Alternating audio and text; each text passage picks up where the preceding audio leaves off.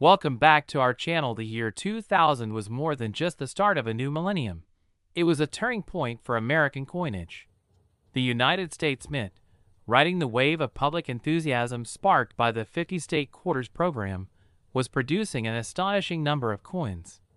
These quarters, each adorned with distinctive designs honoring a different state, had rekindled interest in coins that many people had long overlooked.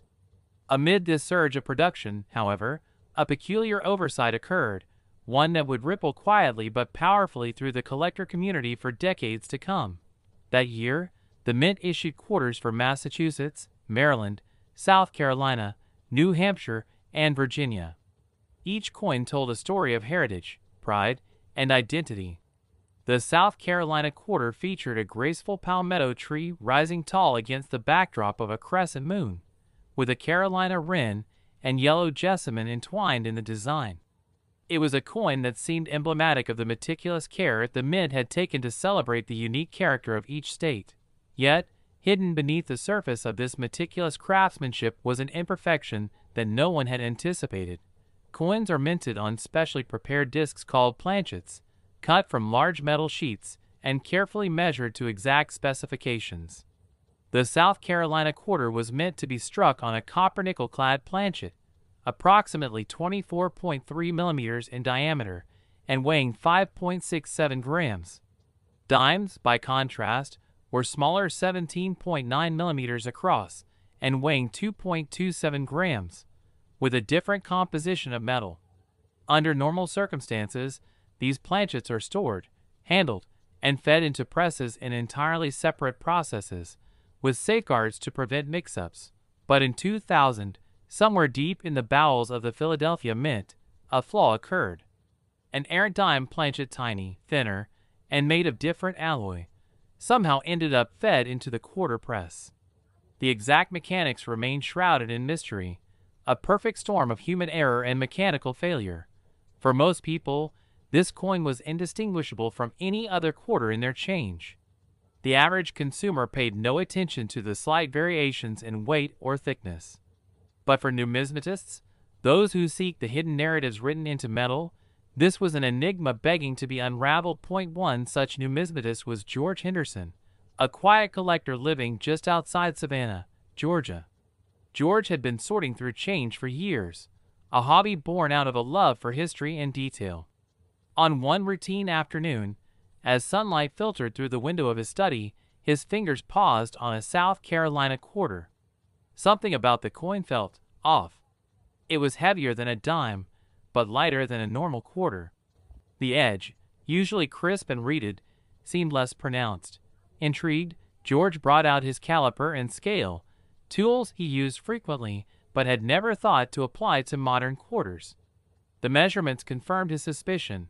This quarter was the size of a quarter, but was struck on a dime planchet. Excitement mixed with disbelief as he began cross-referencing with forums, auction results, and numismatic bulletins. There it was, a small but growing discussion thread about the 2000 South Carolina quarter dime planchet error. This wasn't just his imagination. It was a recognized, rare minting error. Yet the true value of such a find wasn't immediately apparent. When George first took the coin to a grading service, it was considered an oddity, a curiosity worth a modest sum. But the grading service's certification only served to confirm its authenticity and uniqueness, setting off a slow-burning wildfire among collectors worldwide. At first, prices hovered around a few $100s. But as more collectors searched through rolls of quarters and dimes, discovering their own specimens, prices began to rise. By 2005, the most pristine examples were fetching upwards of $1,500 at auction. George's initial find, once just a minor quirk in his collection, had transformed into something extraordinary. The reasons for this price escalation were clear. The error was rare, but more importantly, it was impossible, at least by the rules of minting. The complexity of the mistake indicated multiple failures: the wrong planchet stock entering the quarter press, lack of detection during the rigorous inspection processes, and distribution into general circulation. This made the coin a physical story of the unpredictable nature of manufacturing, a tangible symbol of imperfection in a system designed for precision. Collectors shared stories of their discoveries. One man found a similar quarter in his son's piggy bank years after the coin was minted. A coin dealer in Ohio stumbled upon a roll of quarters with 3 of these dime planchet errors, each subtly different in wear and strike clarity. These narratives added layers of intrigue, and the market reflected the growing mystique. By 2010, auction prices reached $3,500 for high-grade examples, with near-pristine specimens commanding more.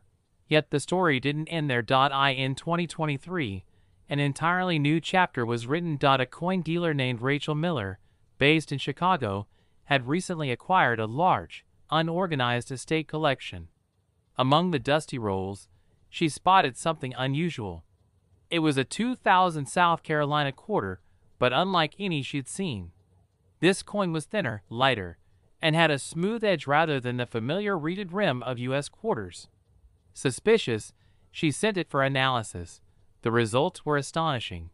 This quarter was struck on a foreign planchet, the metal disc used for coinage in the Philippines. The alloy composition was 75% copper, 25% nickel, closely matching the Philippine 5 centimo coin blanks. Yet the design was unmistakably American. This bizarre hybrid had never before been documented. The discovery shook the numismatic world. How had a foreign planchet found its way into the U.S. mint presses? There was no official explanation. Some experts speculated that surplus foreign planchets had been acquired during a minting material shortage, inadvertently mixed with domestic blanks.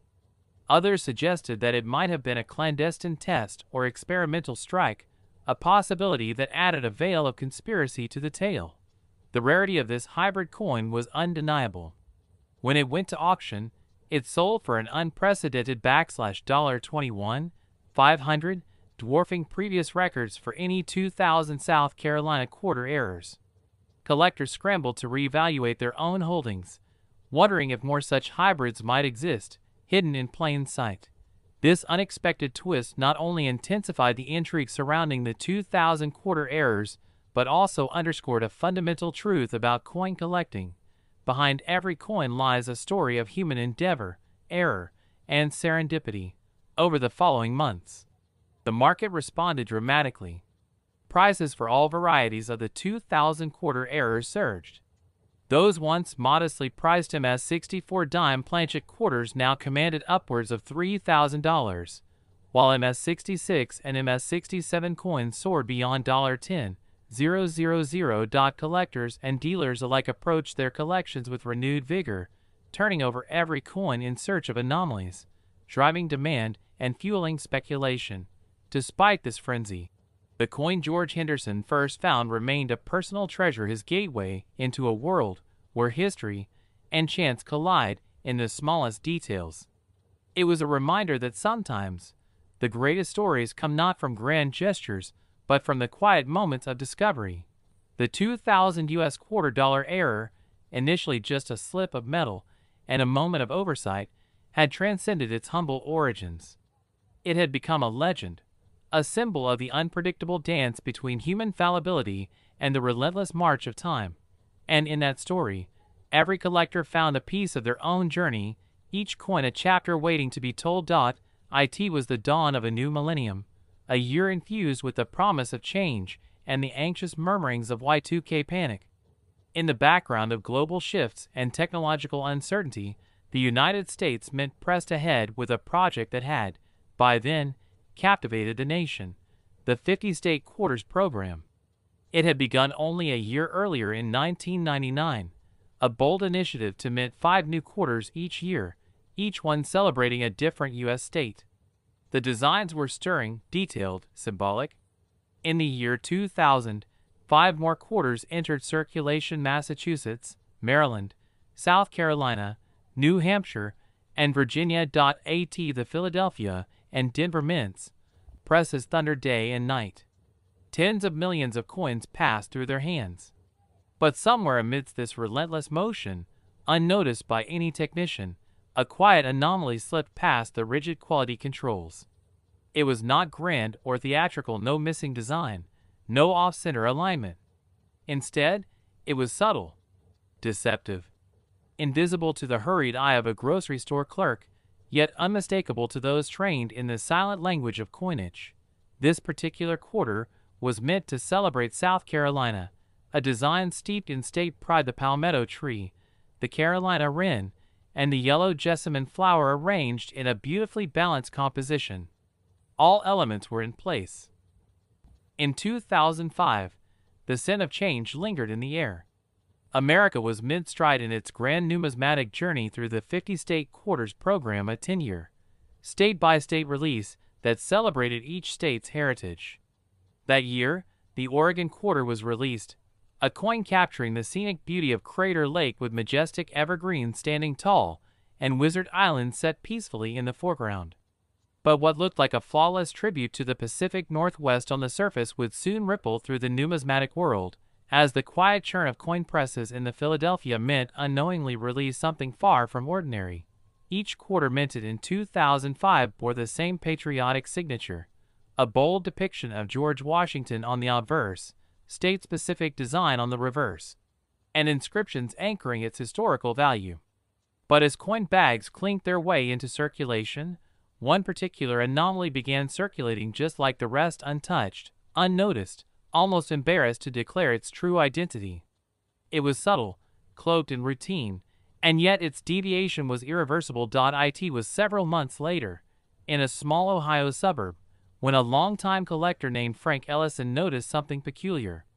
Frank wasn't new to the thrill of spotting differences in design or strike. He had spent decades parsing through bank rolls, flea market stashes, and auction bins.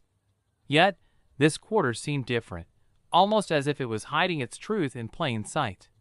The coin had come from a batch he'd purchased for face value from a neighborhood estate sale, bundled with ordinary change, receipts from the early 2000s, and even a folded-up lottery ticket. He nearly tossed the batch aside until his eyes paused, hesitant, questioning, on something that didn't feel right. The lettering, he thought at first. There was a kind of fuzziness, a doubling that wasn't quite doubling. Then the edge caught the light.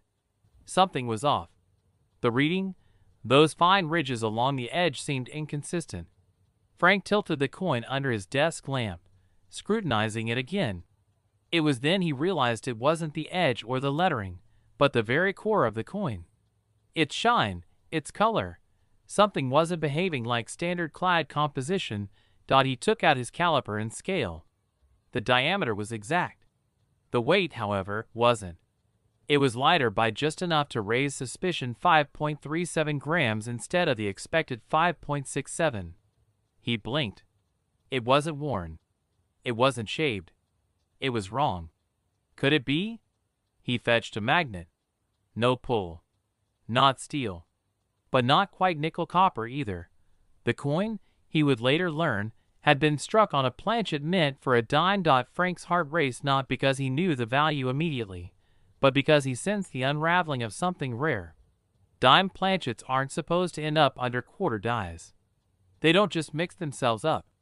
It means that somewhere in the high-paced, high-volume Philadelphia Mint, a misfeed had occurred. A dime blank, 17.91 millimeters across and meant for 10-cent pieces, had snuck into the quarter press and accepted an impression it was never meant to hold. As a result, the design had spilled over its edges like an overpoured drink. As weeks passed, Frank's suspicions grew legs. He posted images to online forums, cautiously, without declaring ownership. The responses were immediate. The numismatic community buzzed. "Wrong planchet error," one expert declared. "Quarter struck on dime stock," another proposed. But it was more than the wrong metal, it was a perfect storm. The design was visibly distorted, squashed into too little space. The Oregon reverse design looked truncated. Wizard Island seemed to bulge unnaturally, the trees merging into shadowy forms along the rim.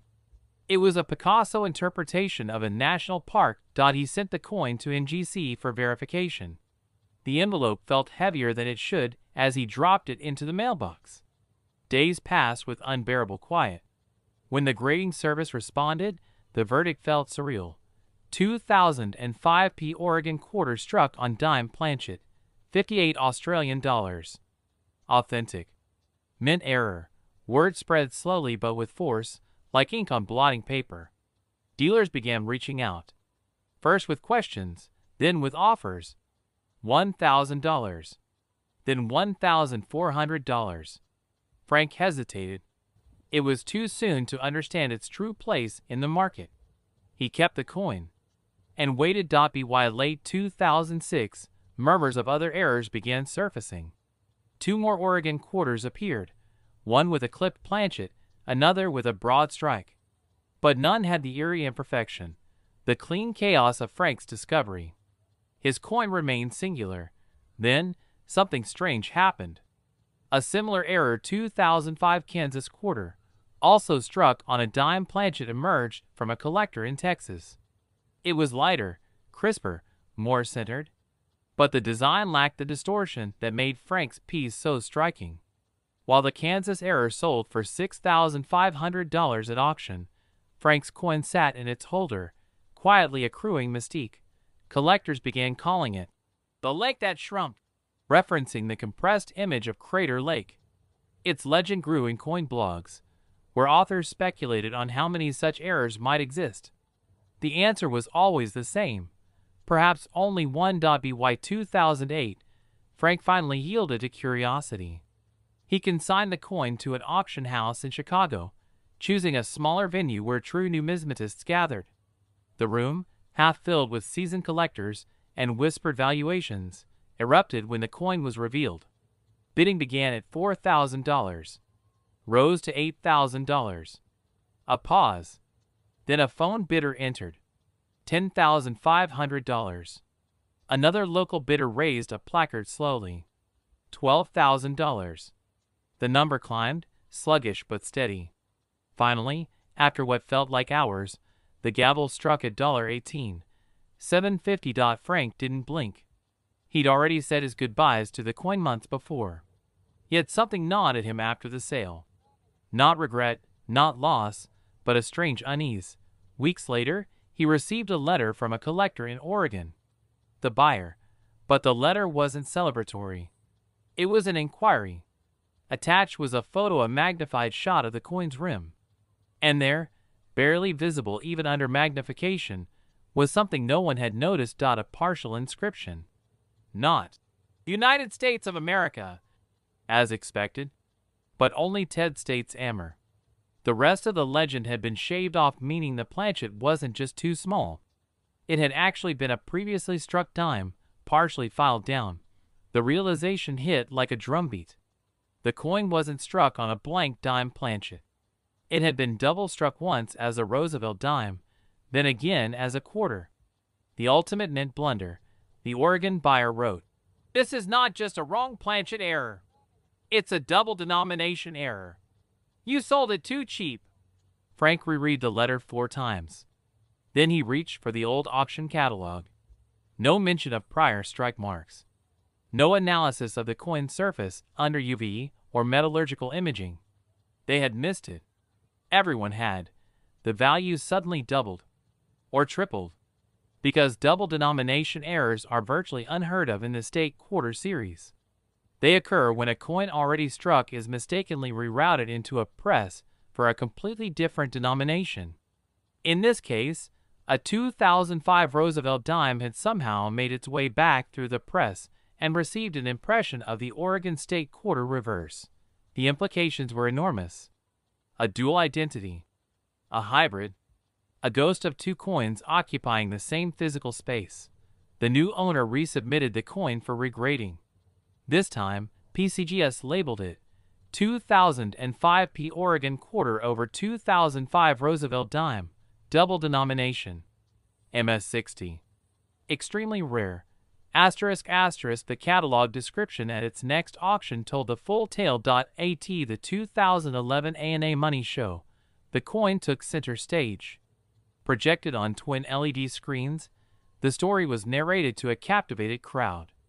The bidding war was electric. $30,000 turned to $40,000. An anonymous online bidder pushed it to $55,000. And then, a final shocking leap, $76,000. But even then, the coin had one more surprise to offer. In 2015, during an in-depth metallurgical scan by a private collector curator, a faint outline was detected beneath the quarter image, a residual ghost of Roosevelt's profile. Not fully struck, but lingering. An echo.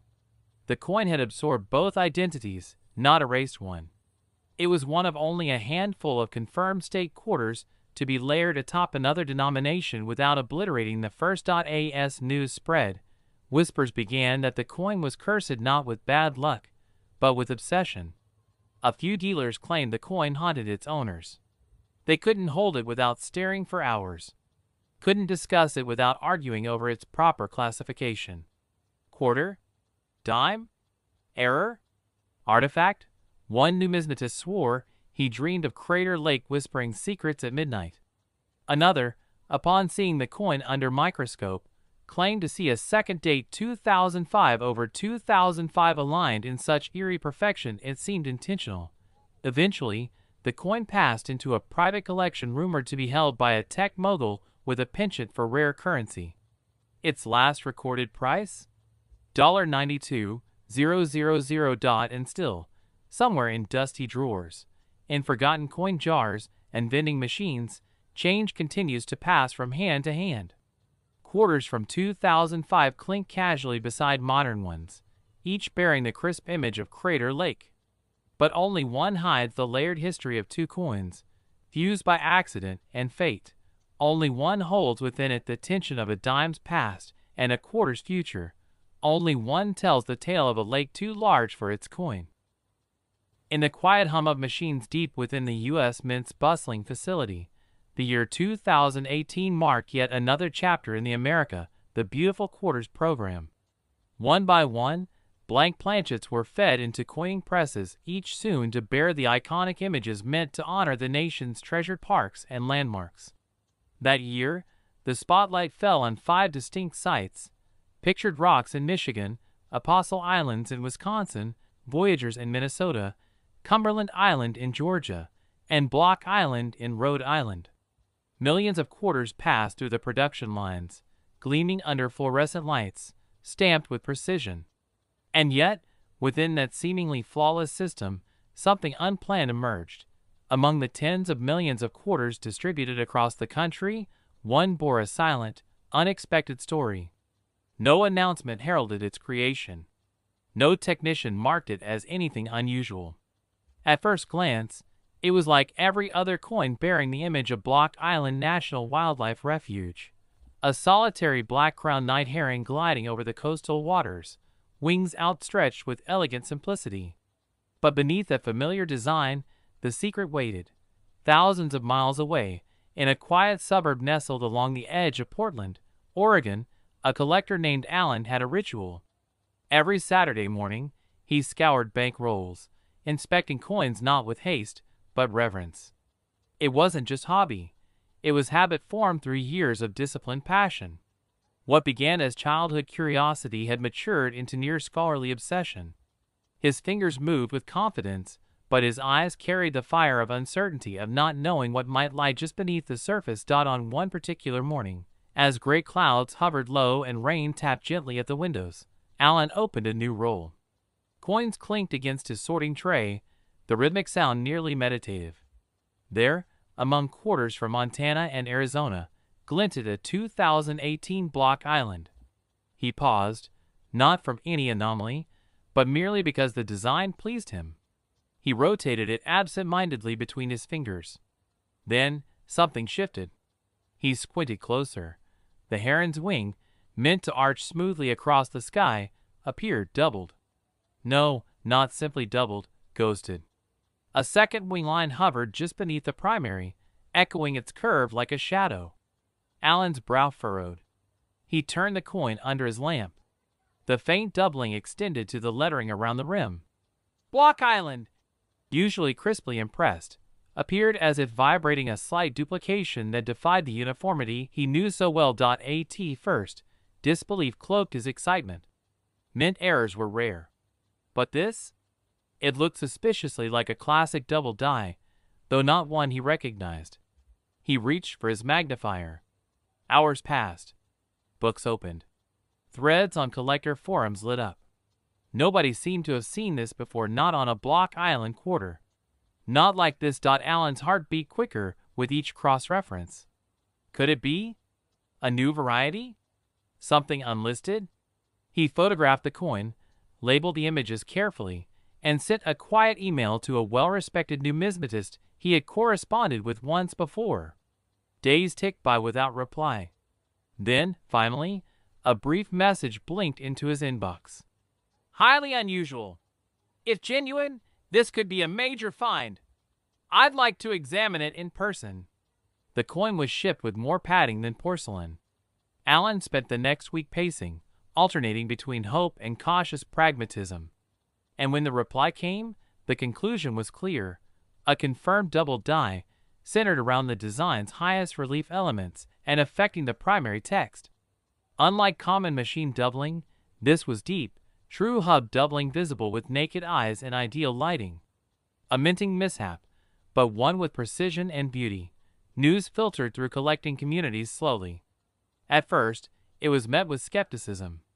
Double dies had become nearly legendary among hobbyists, some fetching astounding prices if linked to popular series, like the infamous 1955 Lincoln Cent or the 1972 double die penny.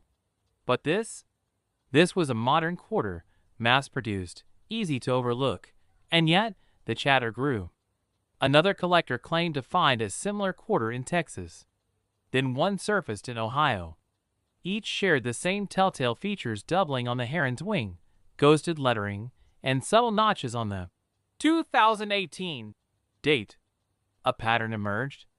The Block Island design was beautiful, yes, but it had become a canvas for something rarer than artistry, an error that slipped quietly through quality checks and into the hands of the public. Initially, the value was speculative. Alan received offers, modest ones, cautious ones. A few $100s.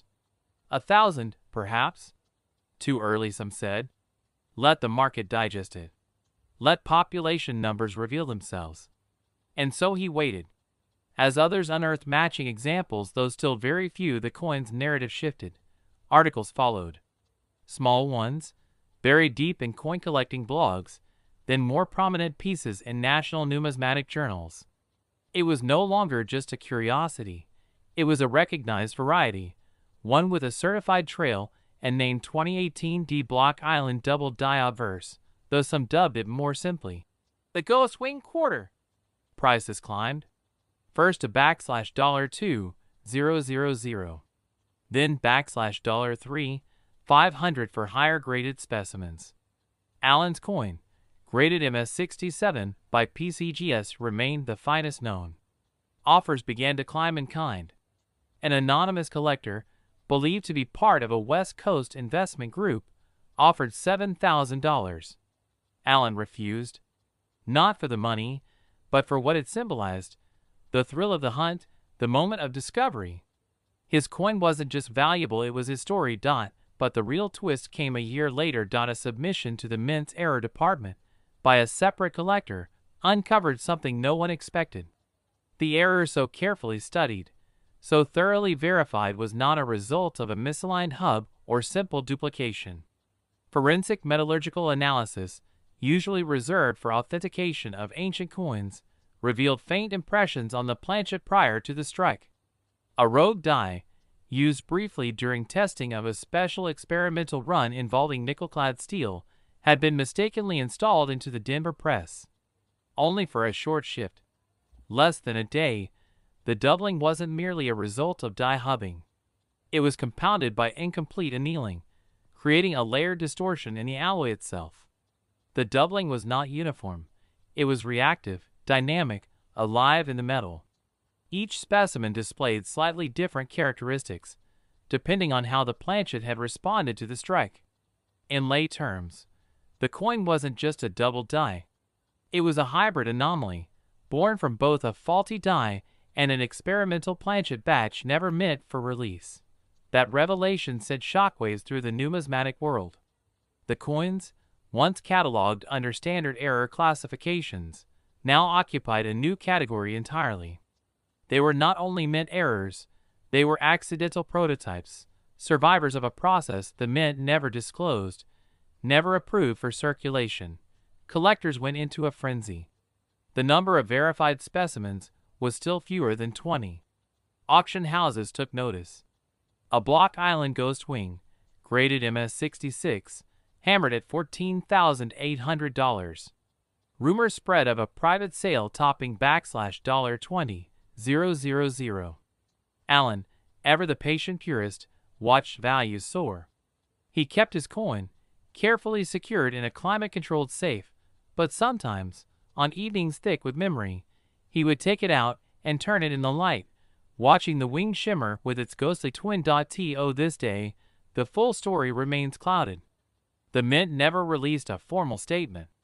Freedom of Information Act requests turned up vague acknowledgments of production anomalies during the 2018 cycle, but nothing definitive. Some speculated it was a failed test for steel-based quarters aimed at reducing costs. Others suggested it was a one-off mistake, quickly buried. But for those who hold the coin, those few lucky enough to possess a piece of this phantom production run, the value is more than dollars. Its history made tangible. Its mystery etched in metal. It's the reminder that even in the most mechanical processes, even in an era ruled by automation and precision, serendipity still finds a way to whisper through the machines, and sometimes it leaves behind a ghost.